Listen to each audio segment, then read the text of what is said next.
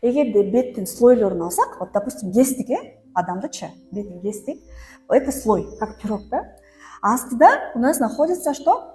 Кость, да? Вот она кость. Мышца. Кандай тартылат, мышца?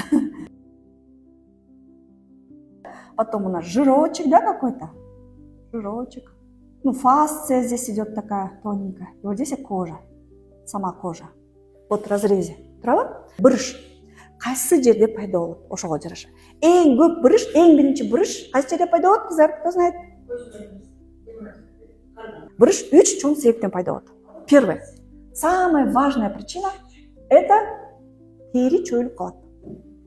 Теринин сапаты кетет. Жаш кезекте кичинекей баланын териси резинкадай чөйүлчак. Бул кетсең кайра ордуна тырс этип келип калат.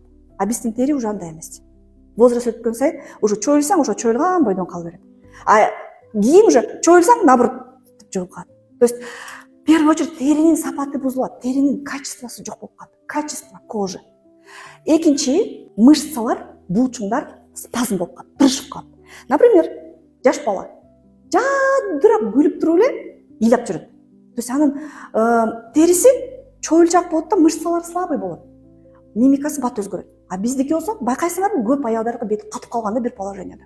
Кабагы түйүлсө болду, кабагы түйүлүп калган. Күлсө бул жерде күлкүнүн жанагы эмелер издери калып калган. Да, не себептен? Потому что мышца тырышып спазм болуп калат. В молодости кожа эластичная, мышцы слабые. Возраст өткөн сайын кожа тырышып калат, и мышца тоже тырышып калат. Ошон үчүн могу жерде булчуң спазм болуп калат, спазмируется. То есть что происходит? Допустим, вот здесь мышца. Любой мышца сөөктөн башталат. На сөөктөн башталып туруп териге прикрепляться этет, да? И получается, тери слабый, азайтпаса, ал статикалык бурушка өтүп кетет. Статика деген стоять деген сөз. Бир жерден кетпей турган буруш. Демек, сөөк жукарат. Сөөк качат деп коет,